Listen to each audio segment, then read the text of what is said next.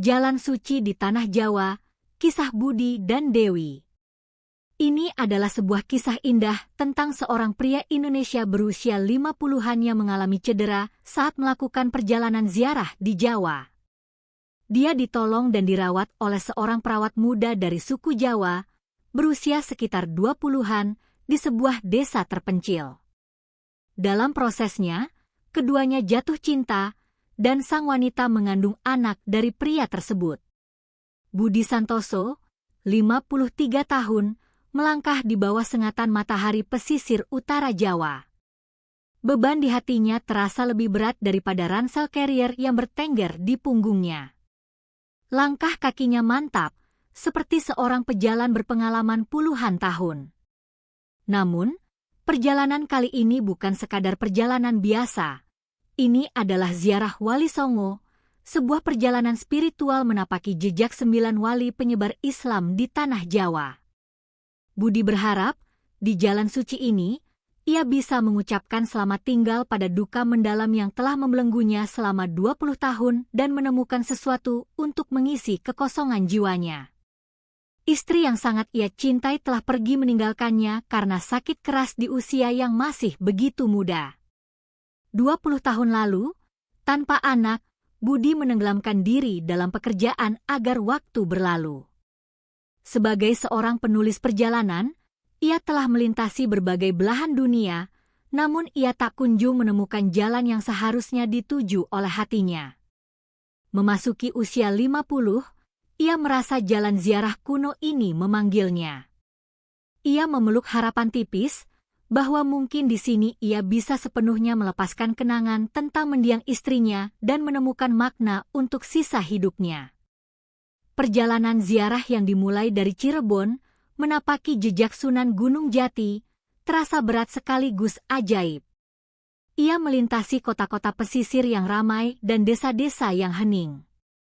Di tengah hamparan sawah hijau yang tak berujung dan hutan jati yang kering di sepanjang jalur Pantura, ia sepenuhnya berhadapan dengan dirinya sendiri.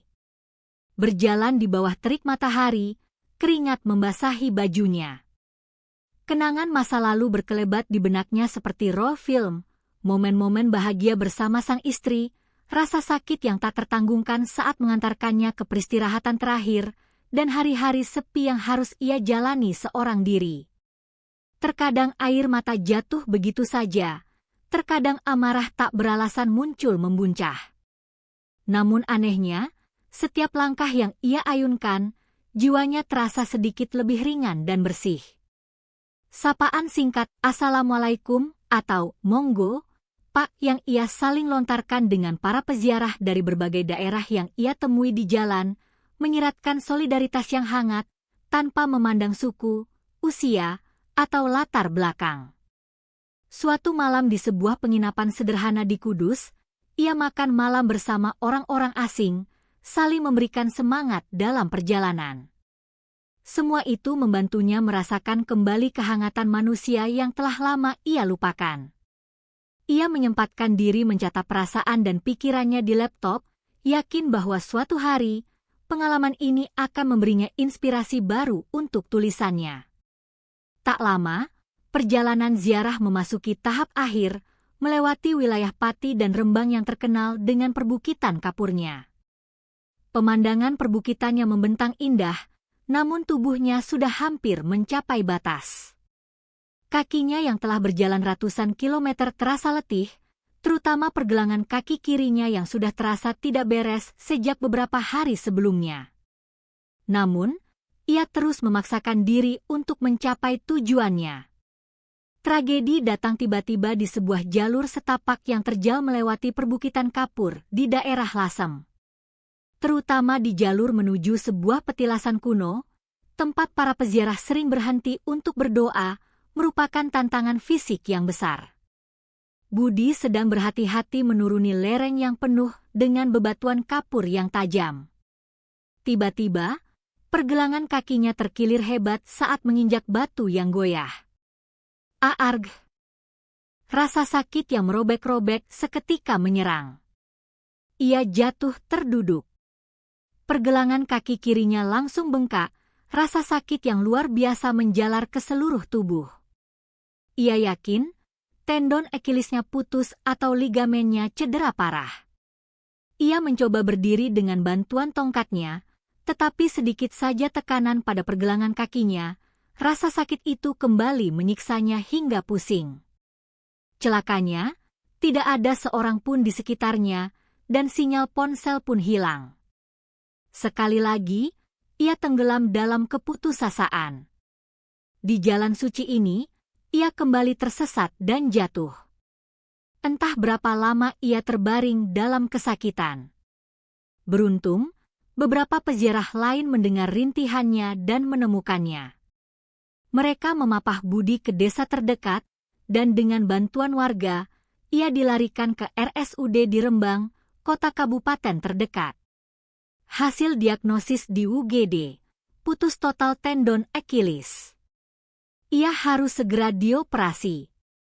Menurut dokter, setelah operasi ia harus memakai gips setidaknya selama 6 minggu dan istirahat total. Perjalanan ziarahnya berakhir dengan cara yang paling tidak ia inginkan. Terbaring di ranjang rumah sakit di kota asing, ia merasa bingung, tak tahu harus berbuat apa. Saat itulah, bagai seberkas cahaya yang menerangi keputusasaannya, seorang perawat muda menghampirinya. Dia adalah seorang gadis Jawa yang menawan, berusia awal 20-an, dengan kulit sawo matang yang sehat dan sepasang mata coklat yang berbinar. Papan nama di seragamnya bertuliskan, Dewi Lestari. Ia memeriksa kondisi Budi dan merawatnya dengan gerakan yang cekatan sekaligus lembut. Operasinya berjalan lancar, Bapak jangan terlalu khawatir. Memang butuh waktu untuk pulih, tapi Bapak pasti bisa berjalan lagi, katanya dengan logat Jawa yang kental. Suaranya hangat dan ceria seperti mentari pagi. Budi dirawat beberapa hari pasca operasi dan dirawat dengan penuh perhatian oleh Dewi. Ia tidak hanya sekadar memberikan obat dan memeriksa kondisinya, tetapi juga mencoba memahami dan berbagi cerita dengannya. Khawatir dengan makanan rumah sakit yang hambar, Dewi membawakan soto ayam hangat buatan ibunya di rumah. Agar Budi tidak bosan, ia kadang memutarkan lagu-lagu campur sari dari ponselnya atau menceritakan kisah-kisah menarik tentang desanya. Dewi sangat penasaran ketika mengetahui Budi bukan sekadar pasien biasa, melainkan seorang penulis dari Jakarta dengan segudang pengalaman. Setiap kali ada waktu luang, ia datang ke kamar Budi dan bertanya banyak hal, mulai dari alasan Budi melakukan ziarah, petualangannya di berbagai negara, hingga karya-karya yang pernah ia tulis. Budi, setelah sekian lama, merasa kembali hidup saat berbicara dengan seorang gadis muda yang benar-benar mendengarkan ceritanya. Ia perlahan membuka hati pada rasa ingin tahu Dewi yang polos dan energinya yang cerah. Keputusan untuk keluar dari rumah sakit pun tiba, tetapi Budi masih merasa bingung. Dengan kaki yang digips dan harus menggunakan kruk, ia tidak mungkin tinggal di penginapan peziarah. Tinggal di hotel dalam waktu lama juga terlalu mahal. Menyadari kekhawatiran Budi, Dewi memberikan tawaran yang tak terduga. Pak Budi, bagaimana kalau tinggal di rumah saya saja? Saya tinggal bersama ibu, dan kebetulan ada satu kamar kosong untuk tamu. Akan lebih nyaman dan aman daripada Bapak sendirian. Ibu saya juga sudah setuju. Beliau penasaran sekali dengan tamu seorang penulis dari kota besar, kata Dewi dengan nada agak malu-malu namun tegas. Dan saya juga ingin mendengar lebih banyak cerita menarik dari Pak Budi. Budi sejenak tidak percaya dengan pendengarannya. Mengajak seorang pria asing yang usianya lebih dari 2 kali lipat usianya, yang baru ia kenal, untuk tinggal di rumahnya? Meskipun ia tidak terlalu memahami adat istiadat setempat, ini jelas tawaran yang sangat istimewa. Ia ragu, tetapi melihat tatapan tulus di mata Dewi dan memikirkan situasinya yang sulit, ia sulit menolak. Dan lebih dari itu, Ia sendiri merasakan ketertarikan yang kuat untuk bisa lebih lama bersama perawat muda yang menawan ini. Apa tidak merepotkan? Terima kasih, Dewi, tapi saya tidak yakin. Oh, jangan khawatir, tidak merepotkan sama sekali. Justru kami senang. Nah, bagaimana? Sudah diputuskan? Dewi tersenyum jenaka, mendesaknya untuk menjawab. Akhirnya, Budi menerima kebaikan hati Dewi dan tinggal di rumahnya.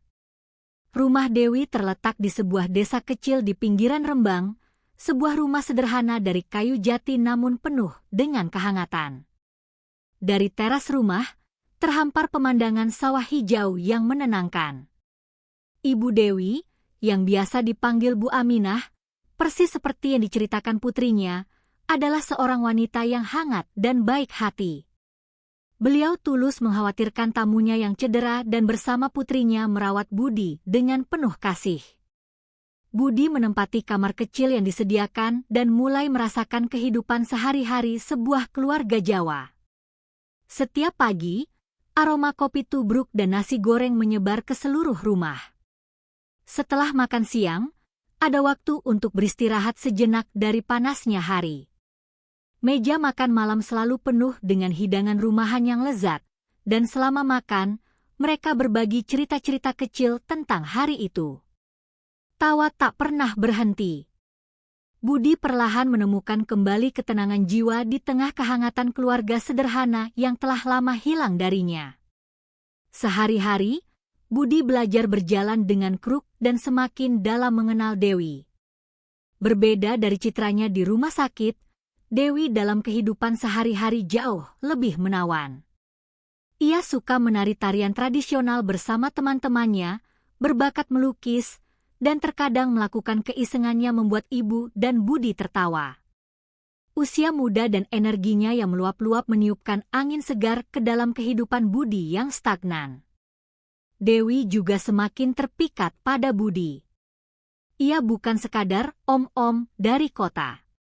Budi memiliki pengalaman dan kearifan yang kaya, serta pandangan yang dalam dan hangat tentang dunia. Cerita-cerita yang ia sampaikan selalu menarik, dan penampilannya yang matang dan perhatian memberinya rasa aman yang luar biasa.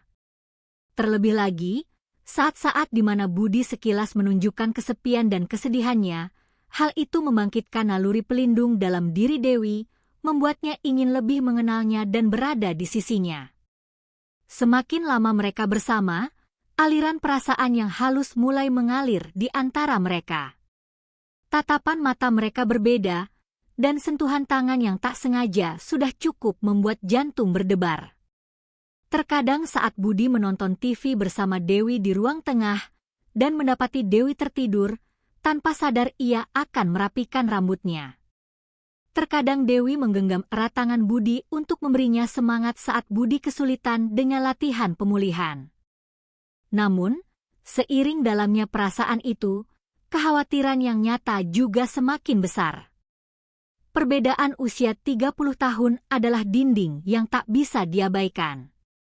Budi merasa bersalah, bertanya-tanya apakah ia menahan masa muda Dewi, merampas kesempatannya untuk bertemu pria muda yang lebih pantas.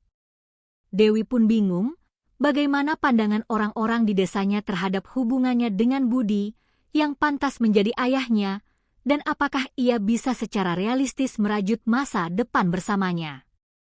Lebih dari itu, ketakutan bahwa Budi suatu hari akan kembali ke Jakarta selalu menghantuinya. Perbedaan budaya juga menimbulkan kesalahpahaman kecil.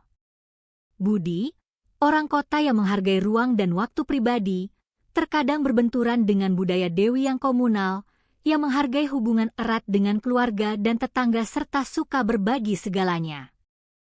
Perbedaan dalam kebiasaan makan atau ritme hidup juga terasa. Budi suka bangun pagi dan menulis dalam keheningan, tetapi budaya makan malam yang santai dan obrolan yang berlangsung hingga larut malam terkadang membuatnya lelah. Meskipun melalui konflik dan keraguan, perasaan mereka terus tumbuh semakin dalam tak terkendali. Kaki Budi sudah hampir pulih, ia bisa berjalan tanpa kruk, tetapi ia tak bisa meninggalkan rumah Dewi. Baginya sekarang, kehidupan tanpa Rembang, tanpa Dewi, adalah hal yang sulit dibayangkan. Titik balik yang menentukan dalam hubungan mereka datang ketika Bu Aminah pergi mengunjungi kerabat selama beberapa hari. Di rumah hanya tersisa Budi dan Dewi. Kecanggungan yang aneh bercampur ketegangan menyelimuti mereka. Mereka menghabiskan lebih banyak waktu bersama, berbagi cerita yang lebih dalam. Suatu malam, mereka memasak makan malam bersama. Budi dengan canggung mencoba memasak nasi goreng spesial ala Jakarta, sementara Dewi membuat sayur lodeh khas desa. Pemandangan dua masakan dari dua dunia yang berbeda di atas meja makan seolah melambangkan hubungan mereka. Sambil menikmati makan malam dan mengobrol, Budi akhirnya memberanikan diri untuk mengungkapkan perasaannya. "Dewi, saya mencintaimu. Bertemu denganmu adalah keajaiban dan keberuntungan terbesar dalam hidup saya. Saya tidak bisa lagi membayangkan hidup tanpamu. Tapi, memikirkan perbedaan usia kita dan semua masalah nyata yang ada, saya tidak tahu apakah saya pantas merasakan ini padamu," suara Budi bergetar. Dewi menatap lurus ke matanya, tenang seolah sudah menduga pengakuan ini. Matanya tidak lagi ragu, melainkan penuh kepastian. "Mas Budi, aku juga mencintaimu. Usia tidak penting. Bersamamu, aku merasa menjadi orang yang paling bahagia dan aman di dunia. Aku ingin bersamamu." Mereka saling menegaskan perasaan mereka dan berbagi ciuman yang penuh gairah. Itulah saat di mana mereka akhirnya menyeberangi sungai perasaan yang telah lama mengalir ke arah satu sama lain tetapi tak berani mereka lewati. Malam itu, mereka sepenuhnya menjadi milik satu sama lain sebagai sepasang kekasih. Setelah itu, mereka tidak lagi menyembunyikan perasaan mereka. Pergi ke pasar bersama, memasak, berjalan-jalan di pematang sawah, menonton film. Mereka berbagi kehidupan sehari-hari layaknya pasangan biasa. Budi menemukan kembali vitalitas dan energi positif masa muda berkat Dewi, sementara Dewi menemukan pandangan yang dalam tentang dunia dan rasa aman pada diri Budi. Mereka adalah sahabat terbaik, kekasih, dan saling membantu untuk tumbuh. Budi memutuskan untuk membereskan seluruh urusan hidupnya di Jakarta dan menetap di Rembang. Ia menyewa sebuah paviliun kecil untuk kembali fokus menulis dan mulai merencanakan masa depan yang konkret bersama Dewi. Ia secara resmi meminta izin kepada Bu Aminah untuk hubungan mereka, dan sang ibu dengan tulus merestui mereka. Tak lama kemudian, berkah terbesar datang pada cinta mereka. Dewi hamil. Menjadi seorang ayah di usia kepala 5 bagi Budi adalah keajaiban lain. Ia memeluk Dewi erat, terharu hingga meneteskan air mata. Dewi juga merasakan kebahagiaan membawa buah hati dari pria yang ia cintai dan rasa aman karena masa depan mereka menjadi semakin kokoh. Kehamilan ini menjadi alasan terkuat bagi mereka untuk melangkah ke jenjang pernikahan secara alami.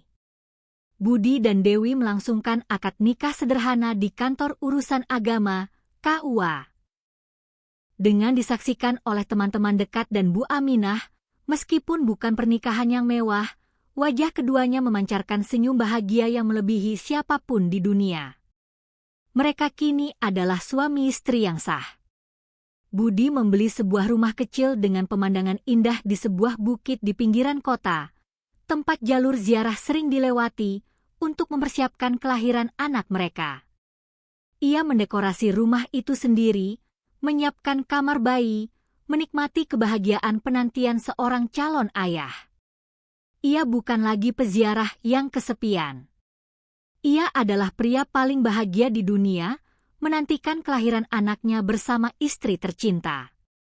Akhirnya, di suatu hari musim kemarau yang panas, Dewi melahirkan seorang bayi perempuan yang sehat dan cantik. Budi memeluk putrinya dengan perasaan haru yang meluap. Inilah kehangatan keluarga yang ia temukan kembali setelah 20 tahun. Ia menamai putrinya Cahaya. Seperti arti namanya, anak itu adalah harapan yang akan menerangi sisa hidupnya. Kelahiran Cahaya membuka babak baru dalam kehidupan Budi dan Dewi. Budi mendedikasikan dirinya pada peran sebagai ayah di usia senja.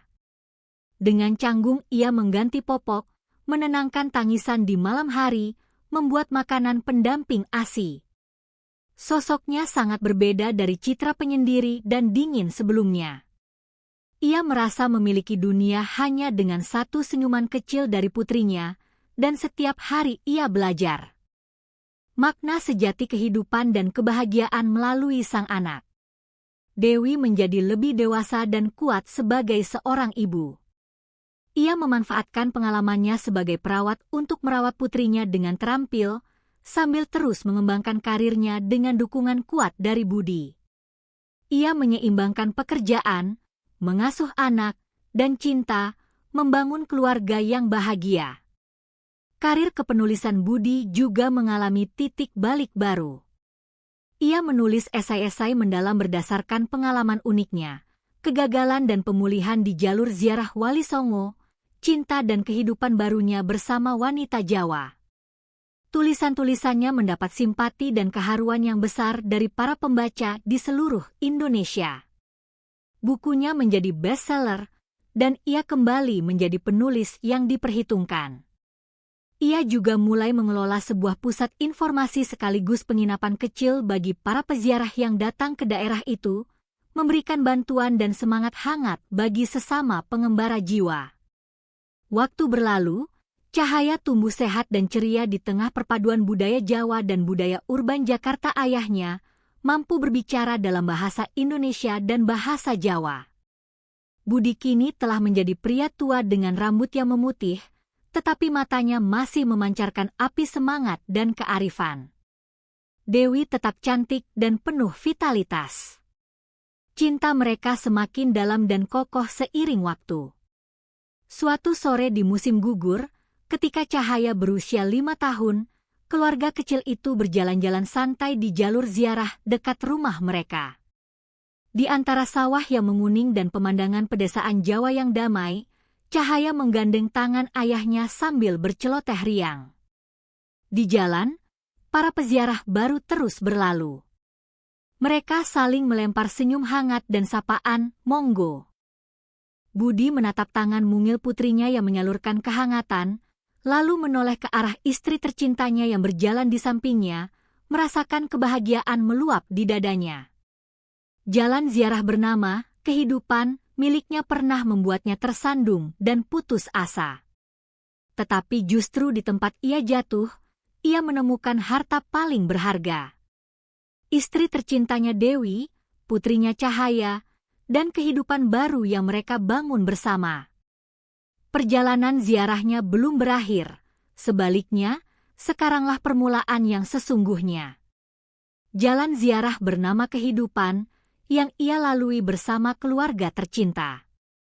Di jalan itu, terkadang akan ada tanjakan yang sulit, rintangan yang tak terduga. Tetapi ia yakin, selama mereka bergandengan tangan dan melangkah bersama, semua kesulitan bisa diatasi. Jauh di sana, di atas perbukitan kapur rembang, cahaya senja kemerahan mewarnai langit dengan indahnya. Kisah cinta ajaib yang dimulai di jalan suci kuno itu kini mengalir tenang menuju jalan baru yang terbentang tak berujung, diiringi tawa hangat keluarga kecil mereka. Dan di jalan itu, akan selalu ada cahaya paling terang bernama cinta yang menemani. Ketika Cahaya berusia 5 tahun, rumah Budi dan Dewi menjadi sebuah alam semesta kecil di mana bahasa Indonesia dan bahasa Jawa berpadu secara alami. Cahaya duduk di pangkuan ayahnya mendengarkan dongeng Nusantara dan bernyanyi tembang dolanan Jawa bersama ibunya.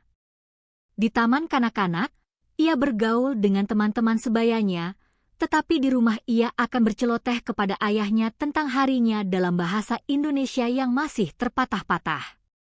Ia seolah memiliki dua hati, menyerap budaya dari kedua sisi seperti spons, tumbuh menjadi anak yang sehat dan ceria. Budi memberikan perhatian khusus pada pendidikan Cahaya. Meskipun tinggal di sebuah desa di Jawa Tengah, ia ingin putrinya tidak melupakan akar budayanya yang lebih luas sebagai orang Indonesia dan wawasan modern yang ia miliki. Setiap akhir pekan, ia mengajari Cahaya tentang sejarah Indonesia, menceritakan kisah-kisah dari berbagai suku bangsa. Ia mengajarinya etiket nasional dan pada hari-hari besar, ia memakaikannya baju adat dari berbagai daerah. Dewi menghormati upaya suaminya, tetapi terkadang ia khawatir. Apakah memaksakan identitas yang terlalu nasional dan kota adalah hal yang baik bagi anak yang akan tumbuh di tengah masyarakat Jawa yang kental? Apakah itu tidak akan menghambatnya bergaul dengan teman-temannya? Ia ingin Cahaya bisa menyatu secara alami dengan budaya Jawa di sekitarnya, sambil tetap menerima secara positif akar ayahnya. Mas, sepertinya Cahaya agak terbebani. Akhir pekan masih harus belajar, mungkin terlalu berat?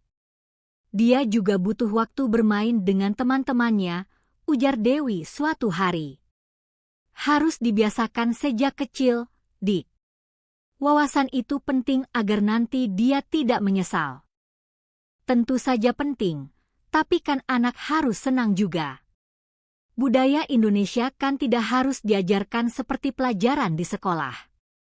Kita bisa memasak masakan daerah bersama, bernyanyi, atau bercerita agar dia menyerapnya secara alami. Keduanya sering memiliki pendapat berbeda tentang cara mendidik Cahaya. Itu adalah perbedaan nilai yang berakar dari latar belakang budaya yang berbeda. Namun yang terpenting, mereka tidak mengabaikan pendapat satu sama lain atau bersikeras pada cara mereka sendiri. Setelah perdebatan, mereka akhirnya memahami dan menghormati posisi masing-masing, bersama-sama mencari titik temu tentang cara terbaik bagi Cahaya. Dalam proses itu, Budi belajar untuk mendekati putrinya dengan cara yang lebih menyenangkan dan sesuai usia, alih-alih memaksakan nilai-nilainya. Sementara Dewi mendapatkan pandangan yang lebih luas, memahami dan menghormati asal-usul budaya suaminya. Pada musim kemarau saat Cahaya berusia 7 tahun, Budi membuat keputusan besar. Seluruh keluarga akan mengunjungi Jakarta. Itu adalah kepulangannya ke kota kelahirannya setelah lebih dari 2 dekade. Dan kali ini, di sisinya ada istri dari Jawa dan putri kecil mereka.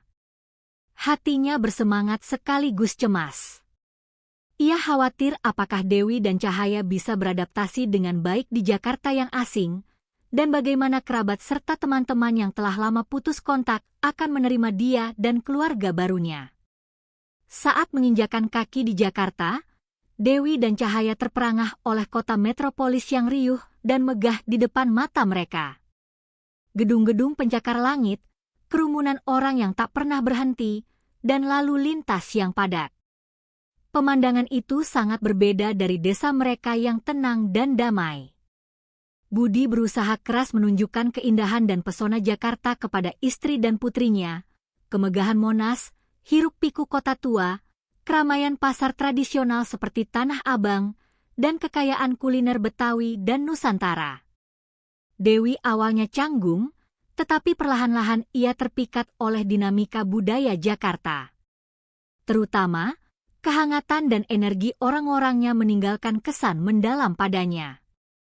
Bagi Cahaya, semua yang ada di kota ayahnya terasa baru dan menarik. Berbicara dengan orang-orang, mencoba jajanan pasar, semua adalah pengalaman tak terlupakan baginya. Budi berhasil menghubungi beberapa kerabat jauh yang tersisa dan mengunjungi mereka.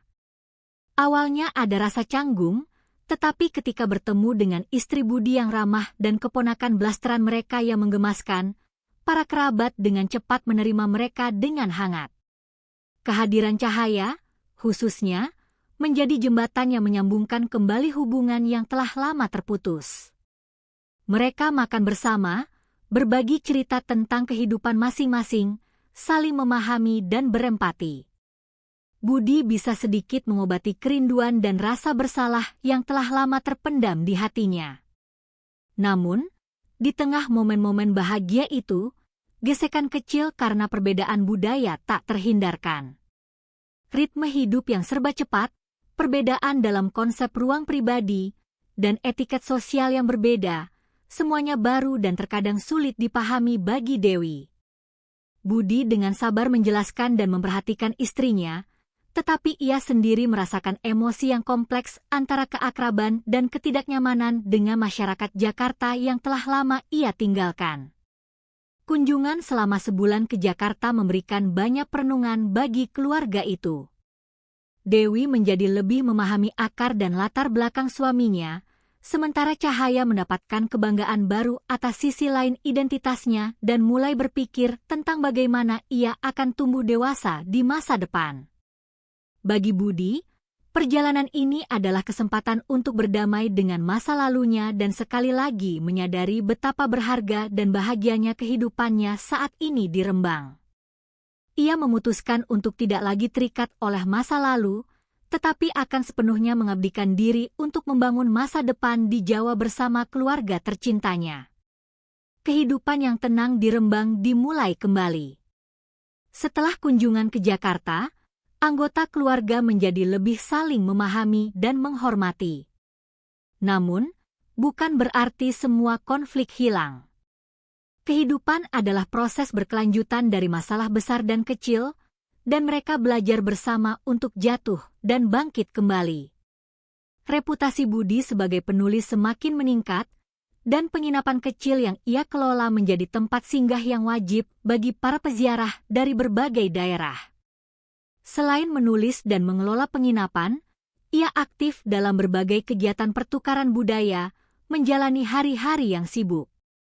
Dewi tetap bekerja sebagai perawat di rumah sakit, menemukan kebahagiaan besar dalam merawat pasien, sambil menikmati kebahagiaan menyaksikan pertumbuhan Cahaya sebagai seorang ibu. Namun, di tengah kesibukan, terkadang mereka saling mengabaikan atau bertengkar karena kesalahpahaman kecil. Misalnya, ada kalanya Budi terlalu asyik dengan pekerjaannya hingga mengabaikan keluarga, dan Dewi merasa sendirian menanggung beban pekerjaan dan pengasuhan anak.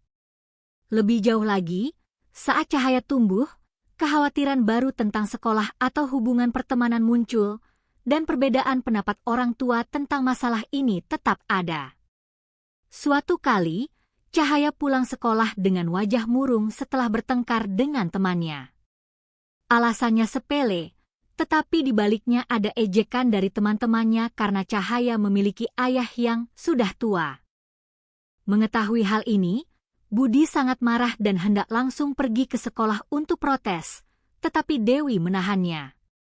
"Mas, ini bukan masalah yang bisa diselesaikan dengan emosi. Yang paling penting sekarang adalah mendengarkan dan menenangkan Cahaya. Setelah itu, kita harus berbicara dengan tenang kepada gurunya untuk mencari solusi yang edukatif agar anak-anak itu mengerti dan menghormati perbedaan. Tapi Cahaya kita disakiti, bagaimana aku bisa diam saja?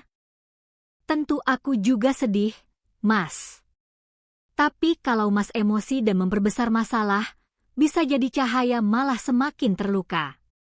Saat seperti ini, kita harus lebih tenang dan bijaksana."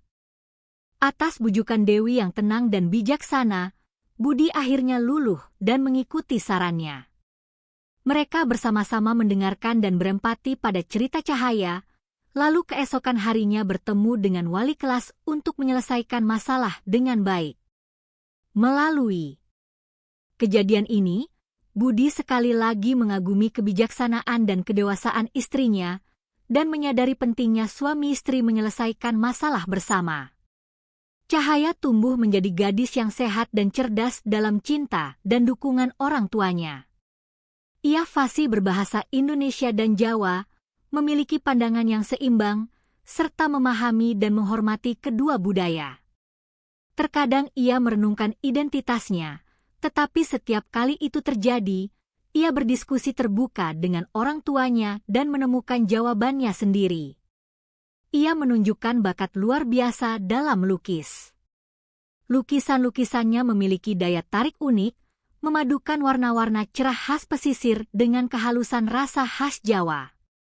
Cahaya yang berusia 12 tahun kini telah menjadi gadis remaja yang cukup bijaksana. Suatu kali, Budi dan Dewi bertengkar hebat mengenai masalah keuangan dan kesehatan Budi yang mulai menurun. Di tengah suasana hati yang sensitif, mereka tanpa sengaja mengucapkan kata-kata yang saling menyakiti, membuat suasana di rumah menjadi dingin. Saat itu, Cahaya diam-diam mendekati mereka. Ia memberikan secarik kartu buatan tangan kepada masing-masing, dengan tulisan tangannya yang masih kekanak-kanakan. Di kartu untuk ayahnya tertulis, "Untuk ayah tersayang. Ayah jangan sakit ya. Cahaya akan selalu ada untuk menyemangati ayah. Ayah adalah yang terbaik di dunia. Cahaya sayang ayah." Dan untuk ibunya, untuk ibu tercinta. Ibu adalah wanita terkuat dan tercantik di dunia. Ibu jangan bertengkar dengan ayah ya. Kalau ayah dan ibu bahagia, Cahaya juga bahagia. Cahaya sayang ibu. Membaca kartu yang berisi ketulusan hati putri mereka, Budi dan Dewi merasa malu dan bersalah. Mereka sadar bahwa mereka hanya tenggelam dalam masalah mereka sendiri tanpa memperhatikan perasaan anak mereka. Anak itu tidak menyelesaikan konflik mereka, tetapi ia sekali lagi mengingatkan mereka betapa berharganya mereka satu sama lain dan bahwa kebahagiaan keluarga adalah yang terpenting. Mereka memeluk putri mereka erat-erat, saling meminta maaf, dan meminta maaf kepada Cahaya. Setelah hari itu, mereka berjanji pada diri sendiri bahwa apapun kesulitan yang terjadi, mereka akan selalu memprioritaskan satu sama lain dan berusaha menjaga kedamaian di rumah. Waktu terus berlalu. Budi kini berusia 60-an, dan Dewi adalah seorang wanita matang berusia hampir 40 tahun. Cahaya telah tumbuh menjadi seorang mahasiswi seni rupa berbakat, bersiap untuk kuliah di Institut Seni Indonesia, ISI, di Yogyakarta. Kehidupan mereka telah stabil. Hari-hari damai berlalu. Kesehatan Budi juga terjaga baik berkat perawatan rutin. Lalu suatu hari, Dewi dengan hati-hati memberitahu Budi sebuah kabar gembira. Ia mengandung anak kedua. Di usianya yang hampir 40 tahun dan dengan usia suaminya yang tidak lagi muda, ini adalah keputusan yang tidak mudah.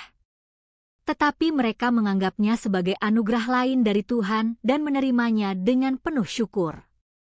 Cahaya pun sangat gembira akan memiliki adik dan sering mengelus perut ibunya. Kehamilan kedua ini terasa berbeda. Budi kini adalah seorang ayah berpengalaman, dengan tenang merawat istrinya, sementara Dewi juga dengan tenang mempersiapkan persalinan berkat pengalamannya. Cahaya membantu ibunya dengan pekerjaan rumah, mempersiapkan kedatangan adiknya, menjalankan perannya sebagai calon kakak dengan sangat baik. Waktu berlalu dalam cinta dan penantian seluruh keluarga. Kisah ini berhenti sejenak pada saat Dewi akan melahirkan anak keduanya. Tetapi masa depan mereka sudah bisa ditebak. Budi, Dewi, Cahaya, dan jiwa baru yang akan segera lahir. Kehidupan yang akan mereka bangun berempat pasti akan lebih kaya dan beragam dari sebelumnya. Terkadang tantangan dan konflik lain mungkin akan datang, tetapi kini mereka memiliki kebijaksanaan, keberanian, cinta yang dalam, dan kepercayaan satu sama lain untuk mengatasi segala kesulitan. Suatu senja di akhir musim kemarau, Budi, Dewi, dan Cahaya duduk di teras rumah mereka memandangi langit senja. Dewi dengan lembut mengelus perutnya yang semakin membesar, sementara Cahaya sedang menggambar potret keluarga mereka di buku sketsanya. Budi memandangi kedua wanita yang ia cintai secara bergantian, merasakan kebahagiaan meluap di dadanya. Jalan ziarah bernama kehidupan miliknya tidak berakhir di makam para wali. Sebaliknya, Itu adalah titik awal yang baru. Cinta ajaib yang ia temui di jalan suci kuno itu telah mengubah hidupnya sepenuhnya, dan kini, ia melangkah di jalan ziarah baru yang terbentang tak berujung bersama keluarga tercintanya. Di jalan itu, tidak ada lagi kesepian dan kesedihan, melainkan cinta yang hangat, tawa, dan harapan akan masa depan. Seperti indahnya senja di tanah Jawa, kisah cinta mereka akan selamanya bersinar hangat dan lembut. Refleksi dari Jalan Suci. Kisah kehidupan yang ditulis oleh Budi Santoso, Dewi Lestari, dan putri mereka Cahaya di sepanjang jalur ziarah Wali Songo di Jawa bukan hanya sekadar kisah romantis, tetapi juga memberikan gema yang dalam dan kesempatan untuk merenung bagi kita semua yang mungkin sedang tersesat dan bertanya-tanya di jalan panjang kehidupan kita masing-masing. Perjalanan seorang pria mengatasi duka kehilangan selama 20 tahun untuk menemukan cinta dan keluarga baru, serta pilihan berani seorang wanita muda yang rela memberikan hati dan rumahnya untuk orang asing, mengandung pelajaran berharga yang patut kita renungkan. Jalan kehidupan tak pernah sesuai rencana, dan di tempat kita jatuh, harta karun sering ditemukan. Budi memulai ziarah Wali Songo untuk menyembuhkan luka batinnya dan mencari makna hidup. Namun, cedera tak terduga memaksanya berhenti, seolah mendorongnya ke jurang keputusasaan. Ironisnya, momen putus asa itulah yang membuka jalan bagi pertemuan takdir dengan Dewi dan mengubah sisa hidupnya ke arah yang sama sekali berbeda. Ini menunjukkan bahwa hidup kita penuh dengan variabel tak terduga, dan terkadang kegagalan atau krisis justru bisa menjadi titik balik yang membuka pintu peluang baru. Ketika kita keluar dari jalur yang kita coba pertahankan, ketika kita tersesat, barulah kita bisa melihat pemandangan baru dan bertemu dengan jodoh berharga yang belum pernah kita lihat sebelumnya. Cinta sejati berakar dari empati yang dalam, melampaui batasan usia, suku, dan budaya. Seorang pria dari Jakarta berusia 50-an dan seorang gadis Jawa berusia 20-an. Perbedaan usia lebih dari 30 tahun dan latar belakang budaya yang sangat berbeda tampaknya menjadi penghalang yang sulit diatasi. Namun, mereka tertarik pada ketulusan dan nilai batin satu sama lain, bukan pada kondisi eksternal. Budi melihat hati yang hangat dan vitalitas yang kuat di balik usia muda Dewi, sementara Dewi melihat kemurnian dan luka mendalam di balik pengalaman hidup Budi. Cinta mereka tumbuh subur dalam proses saling mengakui dan menghormati perbedaan, bahkan belajar dan tumbuh dari perbedaan itu sendiri. Penyembuhan luka batin bukanlah menghapus masa lalu, melainkan merangkulnya dalam hubungan baru dan menjalani masa kini sepenuhnya. Budi tidak bisa lepas dari duka kehilangan istrinya selama 20 tahun. Tetapi ketika bertemu Dewi, ketika ia dengan jujur berbagi rasa sakitnya dan menerima penghiburan serta cinta hangat darinya, barulah ia benar-benar terbebas dari bayang-bayang masa lalu. Ia tidak melupakan mendiang istrinya, tetapi menerima kesedihan itu sebagai bagian dari dirinya dan mendapatkan keberanian untuk membangun kebahagiaan baru. Terlebih lagi, saat menjadi ayah bagi Cahaya di usia senja, ia menemukan makna dan kegembiraan baru dalam hidup yang tak terbayangkan sebelumnya, mengalami penyembuhan yang utuh. Keberanian dan kebaikan tulus adalah kekuatan terbesar untuk mengubah dunia. Keputusan Dewi untuk menampung seorang pria asing di rumahnya adalah tindakan keberanian dan kebaikan yang luar biasa. Tanpa keberanian kecil itu, kehidupan Budi dan Dewi sendiri mungkin akan berjalan ke arah yang sangat berbeda. Begitu pula, keberanian Budi untuk secara jujur menunjukkan luka dan kelemahannya, serta membuka hati untuk hubungan baru, adalah tindakan keberanian yang besar. Kisah mereka secara mengharukan menunjukkan bagaimana kebaikan murni tanpa pamrih dan keberanian untuk membuka diri dapat menciptakan perubahan dan keajaiban yang luar biasa. Hidup bersama lintas budaya adalah proses komunikasi, pemahaman, dan kompromi yang tiada henti. Meskipun saling mencintai, kehidupan sehari-hari Budi dan Dewi selalu diuji oleh perbedaan budaya, kebiasaan makan, gaya hidup, nilai-nilai, dan terutama cara mengasuh anak. Kunjungan mereka ke Jakarta atau kegelisahan Cahaya tentang identitasnya adalah momen yang menyoroti konflik budaya ini. Namun yang terpenting, mereka tidak membiarkan perbedaan ini memperdalam konflik, melainkan berusaha memahami dan menghormati posisi masing-masing, mencari solusi bersama. Melalui dialog terbuka dan upaya tanpa henti, mereka belajar dan menerima budaya satu sama lain, menciptakan budaya keluarga baru mereka sendiri di mana dua budaya hidup berdampingan secara harmonis. Penyelesaian konflik keluarga yang sehat dimulai dari mendengarkan suara hati satu sama lain, dan terkadang pandangan murni anak-anak memberikan jawaban yang paling jelas. Budi dan Dewi juga mengalami pertengkaran hebat. Namun, yang membawa mereka kembali ke rekonsiliasi dan pemahaman adalah hati murni putri mereka, Cahaya. Tindakan atau kata-kata tulus Cahaya membantu orang tuanya keluar dari fokus pada masalah mereka sendiri dan menyadari apa yang benar-benar penting, cinta dan kebahagiaan keluarga. Tujuan dan makna hidup yang sejati terkadang ditemukan saat kita meninggalkan tempat yang paling akrab dan berakar di tempat yang sama sekali baru. Budi pernah menjadi penulis sukses di Jakarta, tetapi batinnya kosong. Ia menemukan kebahagiaan dan makna hidup yang sesungguhnya ketika ia bertemu Dewi dan keluarganya di sebuah kota kecil di Jawa, menjalani kehidupan yang sederhana bersama mereka. Ia tidak lagi terikat pada ketenaran atau kesuksesan masa lalu, tetapi merasa utuh pada saat ini bersama orang-orang yang ia cintai. Lebih dari itu, ia menggunakan pengalaman dan bakatnya untuk menjadi jembatan budaya antara dunia urban dan pedesaan, menemukan cara baru untuk berkontribusi pada masyarakat. Kisah Budi Santoso dan Dewi Lestari mengingatkan kita bahwa kita semua adalah peziarah di jalan kehidupan kita masing-masing. Di jalan itu, tantangan dan pertemuan tak terduga, cinta dan perpisahan, konflik dan rekonsiliasi terus terjadi. Yang terpenting adalah, jalan apapun yang kita lalui, kesulitan apapun yang kita hadapi, kita tidak kehilangan cinta dan keberanian, serta tetap bergandengan tangan untuk melangkah maju. Kisah cinta yang dimulai di jalan ziarah kuno dan terbentang tak berujung ini mengajukan pertanyaan kepada kita. Bukankah tujuan hidup yang sebenarnya bukanlah suatu tempat yang harus dicapai, melainkan proses mencintai dan bersatu dengan orang-orang yang kita temui di jalan?